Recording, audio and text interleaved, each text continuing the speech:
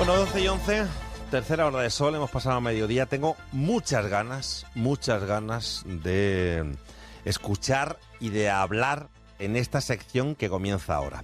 Esta sección en la que nos ocupamos los viernes de tecnología, la verdad es que nos está resultando interesantísima. Incluso estamos conociendo una Extremadura que ni siquiera sabíamos que existía en algunos casos. Pero claro, lo de hoy es posiblemente el tema que nos ocupa, lo de la inteligencia artificial. Álvaro Hernández, ¿qué tal? Hola Antonio, muy buenos días. Este es el tema, este es el asunto. Mira cómo está Hollywood, está en pie de guerra, está todo paralizado porque piden que se regule bien y que se vigile bien el tema de la inteligencia artificial, ¿no? Pues sí, estos días estaba pensando, estamos haciendo un programa de tendencias tecnológicas, habrá mucha gente que piensa, esta gente se le ha olvidado hablar de la tendencia tecnológica de inteligencia artificial. Bueno, lo estábamos dejando por un poquito más adelante. Y hoy es lo que toca. Vamos a hablar de inteligencia artificial, que es un tema amplísimo, tiene muchísimas cosas que vamos a intentar comentar. Y bueno, venga, vamos a hablar también de todos esos problemas que están poniendo encima de la mesa, porque parece que poco más que se va a acabar el mundo. Sí. Bueno, hay que decir que tú eres director de I+D de Movil, ¿verdad?, en Cáceres, y que contigo estamos revisando un poquito todo lo referente al nuevo mundo, no ya que viene, sino el nuevo mundo en el que ya estamos, ¿no? Es cierto que, claro, podríamos haber hecho una sección solo sobre inteligencia artificial todo el verano, porque tiene tantas aristas, pero bueno, espero que vayamos teniendo tiempo, no ya solo en verano, sino más adelante, de ir viendo todo esto, ¿no? Además, tienes a una compañera tuya contigo. Sí, está por aquí mi compañera Ángela. Trabajamos juntos en el departamento de I+D de Movil, y así que bueno, saludamos. Hola Ángela, ¿qué tal? Bienvenida. Bueno, Álvaro, ¿por dónde empezamos entonces a coger este toro? Yo creo que es algo que está tan presente que ya prácticamente podemos decir que somos expertos en tantísimas noticias. Pero por si alguien ha estado perdido en una cueva y se ha despertado en este momento y no sabe qué es esto de pues si alguien ha estado criogenizado al lado de Walt Disney, ¿no? Probablemente, pues yo creo que podemos empezar. A mí siempre hay algo que me resulta curioso, y es si somos conscientes de la diferencia, de saber qué es inteligencia artificial y qué no es. Porque estamos en un momento en el que parece una confusión. Hay veces que hay gente que se pregunta, ¿toda la nueva informática es inteligencia artificial? ¿Qué es? ¿Qué no es? Pues yo creo que podemos empezar por ahí. Podemos empezar hablando de qué es inteligencia artificial. Y yo cuando pues doy alguna conferencia o alguna charla introductoria sobre este tema, yo lo intento plantear de una manera que yo creo que se entiende bastante bien. Y es que, pues de manera tradicional, había problemas para los que las máquinas pues han sido muy buenas y han sido siempre mejores que nosotros. Por ejemplo, para hacer cálculos muy rápidos, para leer un código de barras, cosas que a nosotros nos cuestan muchísimo trabajo. Pero, sin embargo, hay toda otra categoría de tareas que son mucho más intuitivas, que digamos que nadie nos ha enseñado, que hemos aprendido la experiencia. Por ejemplo, a diferenciar a las personas por su cara, a escuchar una voz y saber los sentimientos que puede tener una persona, o incluso a saber con qué fuerza tenemos que coger un objeto. Bueno, por todas esas tareas que para nosotros son tan sencillas, para las máquinas son tremendamente difíciles. Y es precisamente en ese tipo de aplicaciones donde entra en juego la inteligencia artificial. Entonces hay un cambio de paradigma, ¿no?, en el que ya no la programación ya no consiste en establecer un conjunto de reglas ordenadas para resolver un problema, que toda una máquina le puede decir exactamente qué es lo que tiene que hacer para resolver un problema, por ejemplo, para leer un código de barras, porque es un código cerrado, sino que las máquinas van a tener que empezar a aprender de la experiencia, van a tener que aprender a partir de ejemplos a resolver problemas. Entonces nosotros, si queremos reconocer a una persona a través de su cara, pues tendremos que darle muchísimos ejemplos de esas fotos, de esas caras de esas personas, ¿no? Y la máquina lo que va a hacer es aprender. O sea, está el concepto del aprendizaje, y por eso la inteligencia artificial, que es un campo muy amplio, lo que realmente estamos hoy en día es en un subconjunto de esa parte de inteligencia artificial que se conoce como aprendizaje automático, porque las máquinas aprenden de la experiencia, y en concreto el aprendizaje profundo, que es otro submundo en la nueva ola en la que estamos básicamente a partir del 2014 y en la que estamos ahora completamente inmersos. Vale, y en esto también trabajáis vosotros, claro, ahí en Movil, Ángela. Sí, efectivamente, nosotros desde Movil somos una empresa que trabajamos con seguridad biométrica, es decir, utilizamos lo que viene a ser diversos factores presentes en el cuerpo humano, como pueden ser la voz, la cara, un vídeo de una persona, y utilizando esos factores aplicamos la inteligencia artificial para discernir, por ejemplo, si una persona cuando quiere acceder a su cuenta del banco con su cara desde el móvil, si realmente es esa persona y no es alguien intentando suplantar su identidad. Ujú. Que a eso es a lo que vamos, ¿no? O sea, cada vez todo será más seguridad biométrica. Sí, yo creo que realmente es la tendencia. Al final es algo que es muy cómodo para el usuario. Yo, bueno, de hecho soy la primera que en cuanto una aplicación del teléfono me da la opción de poner una huella, todo el mundo preferimos pulsar solo una vez que andar pulsando varios dígitos. La tendencia está clara, que cada vez vamos más a un mundo en el que nuestra cara y nuestra voz sean nuestra firma, y realmente lo que hay que asegurar desde las empresas es que existan sistemas que provean de confianza tanto a los usuarios como a los proveedores de servicios a esos usuarios. Claro, y ahí es donde está el problema. Ese es el problema. Uno de los millones de problemas, porque si tu seguridad es tu cara o tu voz, eso cada vez se puede copiar mejor, ¿no? El deepfake. Ayer, de hecho, me estuvieron enseñando a mí en un programa, un programa que directamente de inteligencia artificial, que tú le pones, pues cuanto más tiempo le pongas de la voz de una persona, mejor, claro, ¿no? Pero vamos, le pones 15, 20 minutos, ¿no? De que escuche a una persona, de cómo habla, las inflexiones y tal, y lo copia. O sea, y luego tú le puedes escribir que diga lo que te dé la gana a ti. Pero, claro, al estar copiado, si tú lo oyes por teléfono o lo oyes o no le ves a la persona o tal, es que no diferencias a uno del otro. Claro, si por ejemplo es para seguridad de un banco, ¿no? Si se abre con la voz, si te copian la voz pues, o te copian la cara, pues es un problema. Claro, entramos en la cuestión fundamental que es el fraude. O sea, estás hablando de una nueva tendencia dentro del ámbito de la inteligencia artificial, que son las inteligencias artificiales generativas, las que son capaces de crear contenido novedoso, por ejemplo, animar la cara de una persona a partir de una foto, digamos, pegar la cara de una persona en otra para intentar suplantar la identidad. Todo ese tipo de cosas, realmente lo que estamos viendo es que hay un juego del gato y del ratón en el propio seno de la tecnología. La tecnología avanza, por un lado, posibilitando todo este tipo de aplicaciones. Estamos hablando de aplicaciones negativas, de usos negativos de la tecnología. También con esta misma tecnología se pueden hacer cosas muy positivas. La gente que nos dedicamos al ámbito de la seguridad biométrica, la ciberseguridad en general, pues utilizamos esas mismas tecnologías, esas mismas herramientas para intentar hacer frente al fraude. Por lo tanto, lo que hay es ese juego de gato y de ratón en el que se avanza un poquito, tú intentas siempre ir por delante, a veces no es posible.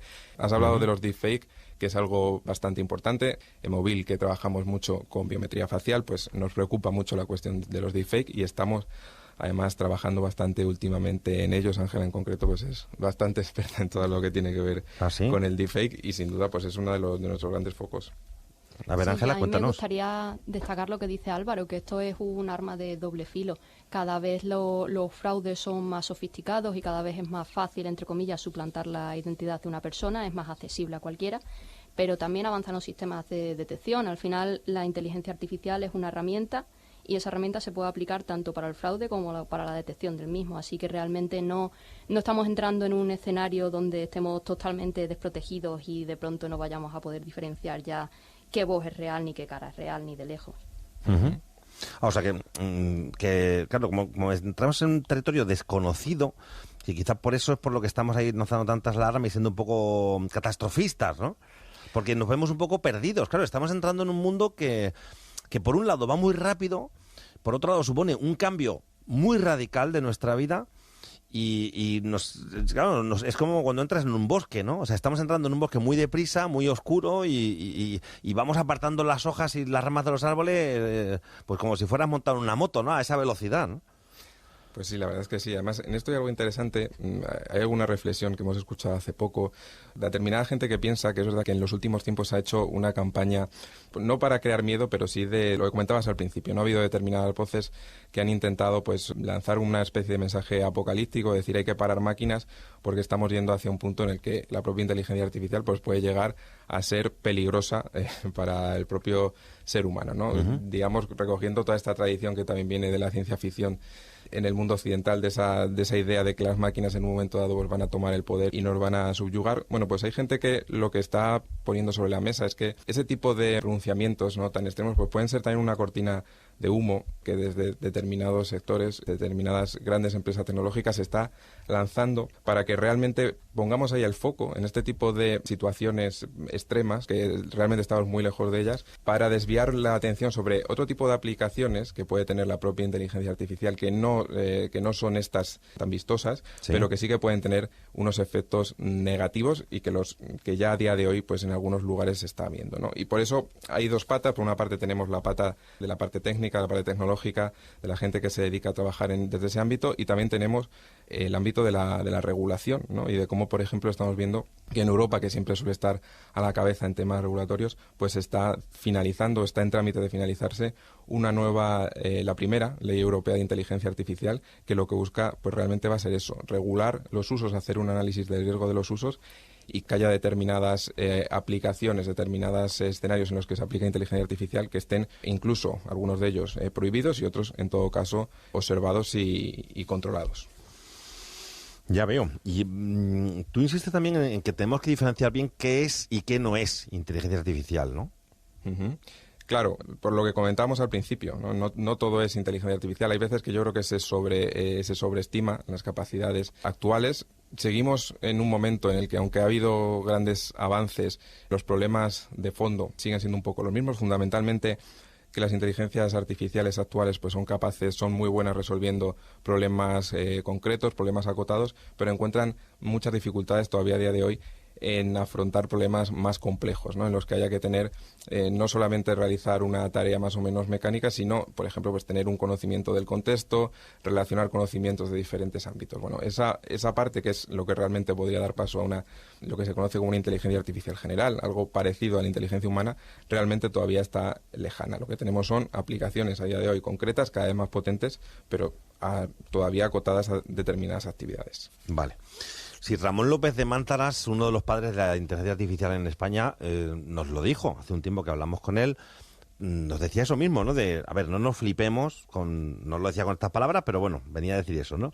No nos flipemos con este tema, que estamos viendo aquí ya a Terminator y a Skynet, y esto todavía no tiene nada que ver con eso, ¿no?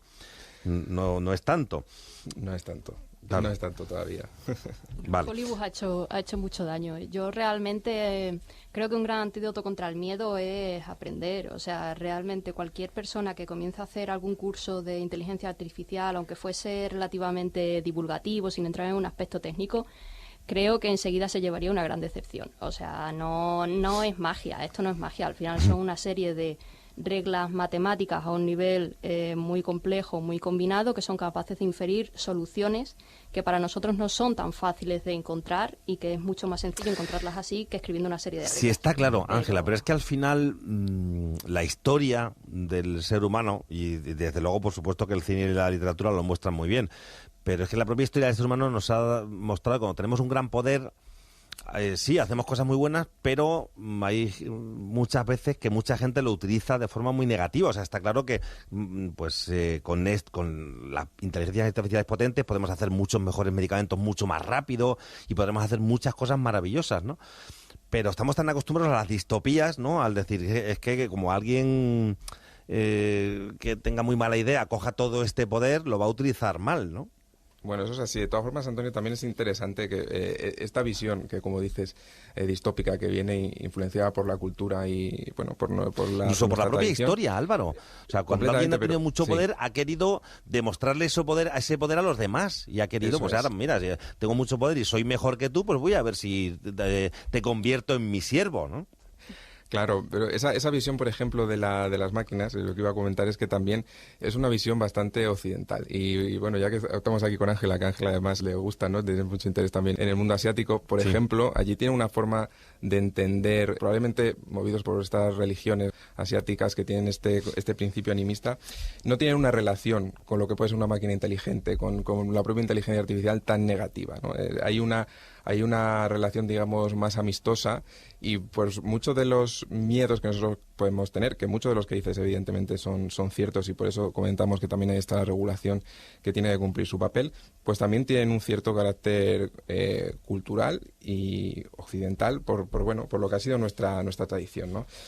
Pero bueno, ahí está también la ley. Como decíamos, en Europa se va a empezar a regular todo lo que son los usos que nosotros entendemos que son perniciosos. Por ejemplo, va a haber determinadas cosas que van a estar prohibidas. Va a estar prohibido el reconocimiento facial masivo en lugares públicos. No se va a poder poner una cámara en un lugar público, en una calle, y reconocer a las personas mediante biometría facial para luego, por ejemplo, pues extraer un perfil. Eso lo hemos visto, por ejemplo, en China con el proyecto piloto que tenían de crédito social, en el que pues ellos instalan cámaras en algunas ciudades, reconocen a la gente y reconocen los comportamientos, ¿no? Para luego pues tener un perfil de cómo se comporta esa persona. Ese tipo de cosas en Europa no se van a dar porque van a estar reguladas y van a estar prohibidas. Y bueno, y a partir de ahí, pues entramos evidentemente en un escenario en el que hay que conjugar dos intereses. Por una parte tenemos la necesidad imperiosa de Europa de no quedarse atrás, de no poner un freno a la innovación, porque no nos podemos quedar atrás en digitalización y no nos podemos quedar atrás en el desarrollo de la inteligencia artificial, y eso lo tenemos que ajustar o tiene que convivir con un respeto, evidentemente, bueno, pues la forma que nosotros tenemos de entender la democracia, los derechos y al final pues este humanismo tecnológico que realmente es la visión que se está intentando dar desde aquí. Ángela, ¿cómo lo ves? Pues yo soy optimista, yo soy muy optimista con el futuro. Aparte de lo que ha dicho Álvaro, de que es un tema cultural el tener tanto miedo y que estamos muy influenciados por toda la cultura pop y de Hollywood y demás, también creo que hay un componente psicológico muy importante con esta tecnología, y es que nos estamos enfrentando a algo que en muchas ocasiones nos resulta humano, pero no llega a ser exactamente igual que un humano. Entonces nos enfrentamos a un componente como de otredad, que nos hace sentir muy incómodos, porque vemos ciertas máquinas, sobre todo cuando les ponen un aspecto antropomórfico, ciertas máquinas con ciertos comportamientos que imitan lo máximo posible a un ser humano, pero no terminan de serlo del todo. O simplemente el hecho de ver que un ordenador es mejor a una partida de ajedrez o una partida de Go que un ser humano normal, nos estamos enfrentando a situaciones en las que no nos hemos visto nunca, y que realmente la única referencia de esas situaciones que podríamos tener son precisamente las que nos ha dado Hollywood, o con extraterrestres o con desarrollos de máquinas que al final simplemente son guiones de películas. Pero yo creo que estamos ante un futuro muy interesante, muy emocionante, y que en el que todas las cosas positivas que van a salir superan con creces los riesgos y los problemas que se pueden dar.